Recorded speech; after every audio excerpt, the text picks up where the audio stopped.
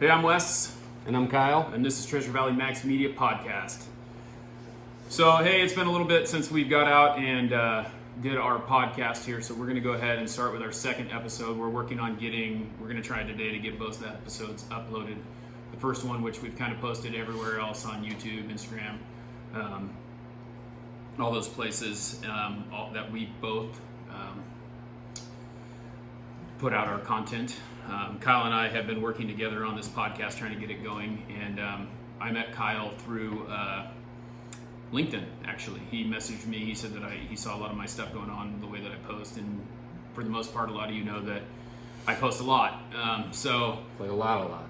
Yeah, it's not mild, but I've talked about it quite a bit about social media and things like that, and how posting keeps you in that role, keeps you in people's mind, and that's really what we're trying to do. Is we're trying to make sure that we're on your mind when we're doing stuff, and that's why we want to help other people. That's why we're starting this podcast.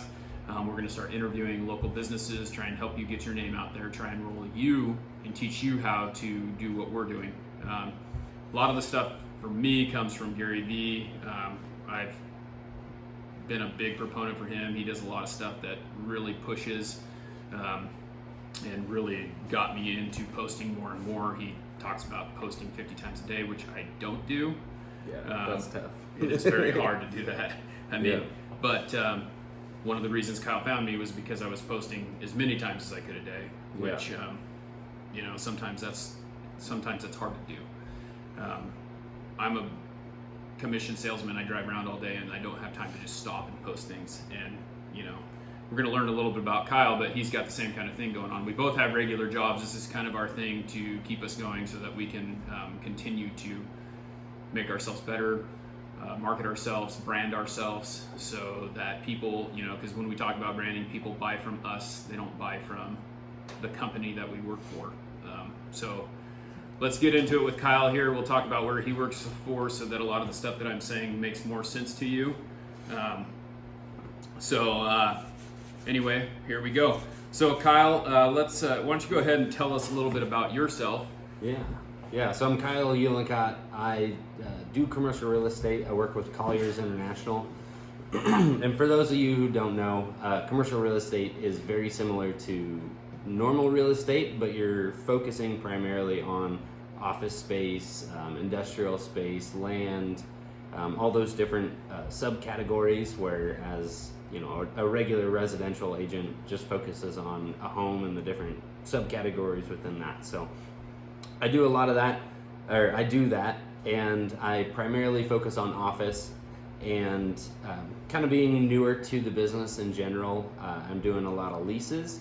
And so typically the way that works is if I'm representing a building, it gets leased.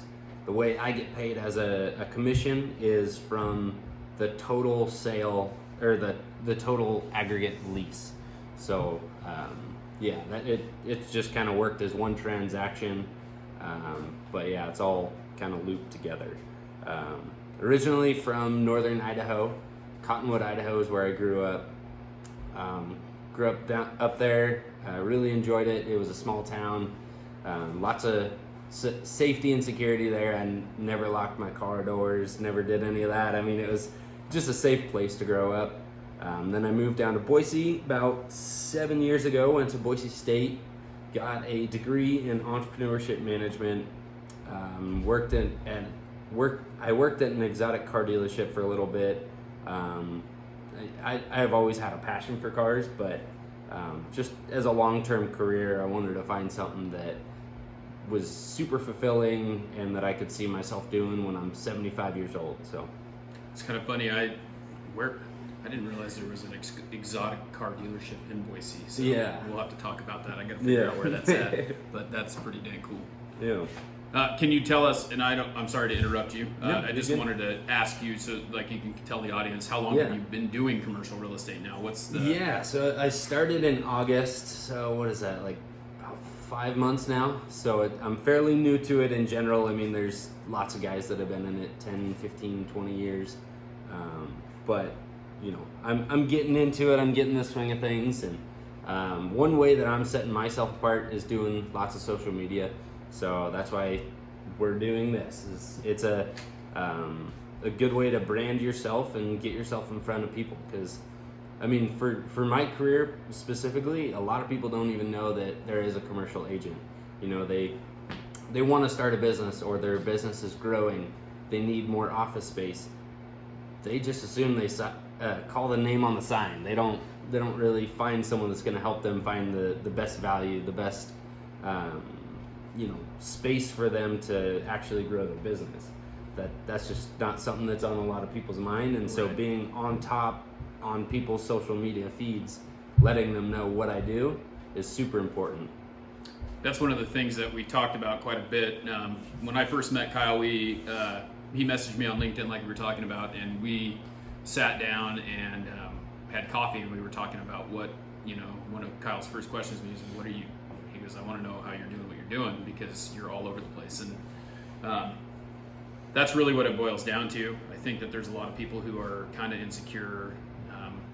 They're scared to take that leap into social media, and social media is one of those things that it's the way of life now. I mean, it's becoming something where it's going to be that way. I mean, people more and more now will get on Facebook, will get on Instagram, will get on LinkedIn, will get on whatever they get on to find their information. They're not doing it by looking in a phone book. Does anyone know what a phone book is anymore? I mean, obviously I'm a little bit older. I know exactly what one of those is. But did you have a phone book when Kyle's a little bit younger than me? Yeah, I had a phone book, but I guess I wouldn't say that I used it a lot. It's definitely going to Google. You're using that stuff a lot more than anything else. I mean, you're looking on Google, and Google is using those other social media platforms to populate, who you're looking for. Yeah. So, and that's one of the things about branding that I don't think people understand is that, again, I think we've said this already once, but people are buying from Wes. People are buying from Kyle. They're not buying from, I work at Blind Appeal or Colliers. They're buying from the person. Yeah. So we create all these relationships with people that get them to want to use us and buy from us. So that's kind of one of the things that I really look at, and I encourage other people to look at, because you have to create those relationships. So why don't you tell us a little bit about where you're at, like where are you posting and how that's going for you? Yeah. So I started heavy on Instagram, and actually I started even before I started at Colliers, and the very first week of being on the job, I had a client that we toured some spaces, and she reached out. She was like, "Hey, I see what you're doing on Instagram. Like, that's super cool. Like, that's awesome. You need to have that." So that was kind of some good affirmation right out the gate. Yeah. And from there, I've been trying to grow it. Instagram for me is just the simplest. I'm a very visual person, so posting a picture, posting a screenshot of something that you think is really cool is easier for me to relay.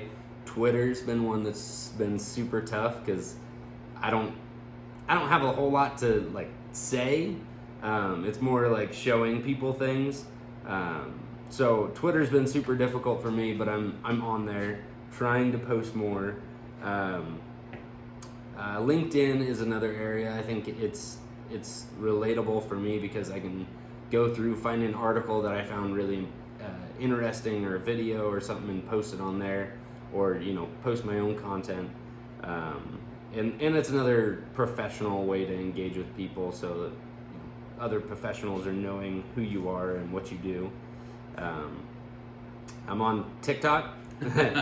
We were just talking about that. It's a difficult one to understand for people that are not 15. Yeah, we're even though Kyle's a little bit younger than me. A little bit, but I'm posting on there. I'm almost 40, and you're what, 26? 26. Yeah. So he's, we got a little gap, but it's funny how you get on there. Like when I was teaching, I saw all these kids. They're like, "Hey, we're gonna go do these TikTok videos," and I'm like, "What?" Yeah. And I'm teaching PE, and these kids are, I don't know what's going on. I don't know what class they're supposed to be in, but they're not supposed to be in mine. And their teacher has allowed them to go do something else, and I'm like, they're going to get in trouble if something happens. And I'm like, what the heck is this TikTok? And I'm not going to do that, and blah, blah, blah. So then Gary's like pounding it. Hey, TikTok, TikTok, TikTok, because TikTok, for those of you who don't know, and LinkedIn right now have the largest organic reach, and organic reach is what you want. For those of you who are not big on social media, but you want organic reach. Those are actually people. Those are real people. They're not, they're not. If you look, you get a lot of these fake accounts that are like, hey, follow me, hey, follow me, hey, follow me. You follow them. Mm-hmm. They never follow you. They've got tons of followers, whatever. It's like it's not even like real content. Yeah, it's not even someone. It's not. And that's the funny thing is, like, I post these sticker questions all the time because I'm just trying to get people to engage, and I do want to know. I honestly want to know what I ask. I never get a real response to any of those questions, so it's kind of interesting to see, because you know that some of your followers are not real people. Yeah. And so, but you get on TikTok and you're looking, and I'm like you said, there's like 15-year-old kids on there. Yeah. And they're getting mad because they're like, the funniest thing I ever did was I posted a video. I said it's not Merry Christmas, it's Happy Holidays. You're just trying to find, or it's not Happy Holidays, it's Merry Christmas, and whatever, And the first question, or the first thing, the response that I got was, okay, boomer. And I'm sitting there going, okay, boomer. Do you know, like, these kids don't even know what a boomer is, but this is this big old giant thing. Like, everyone's okay, boomer on TikTok to anyone who does anything that's like in the past, Yeah. And it's just funny, but that's the thing. It's like, it's the tough thing to crack. So when I'm posting on there, I'm trying to find my way of what to post, and it's tough. Yeah, and there's more people coming over. I mean, a lot of older people. It's kind of like Facebook. When I first got on Facebook, like, my parents weren't on there. I mean, it was just kids, and then it slowly transitions, and then the older people get on there, and then it becomes a kind of a different platform, but. But yeah, TikTok's a difficult one. It took me. I downloaded it twice, and I downloaded it once, deleted it, downloaded it again, deleted it, and then I downloaded it for the third time and actually started using it. But it's a difficult one, but it is really strange. Like, I had a couple videos that blew up. Like, first one that I had that blew up was I just was in Nampa, and I posted a video of the sugar beet factory, and was like, if you're in this area, you know that this place stinks. It was like the shortest video, and it just blew up. I had 19,000 views on that, and then I had another one shortly after that was at Costco. It was just about how there was a lot of people at Costco, and that had 44,000. And I just recently had another one blow up, but it's really strange. But yeah, I'm on all those platforms. Wes told me to make a Facebook business page, so I made one of those.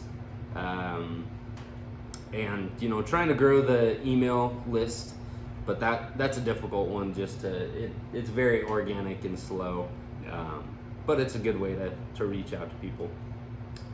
Yep. Well, that's kind of where it's at. I think that we really are trying to pump that social media thing. We want to get you involved. We want to interview some people. We want to make sure that you're able to get in on this. If you are interested in being interviewed, and you're like a local small business or something, like, didn't even have to be small business, but a local business, we would really like to interview you.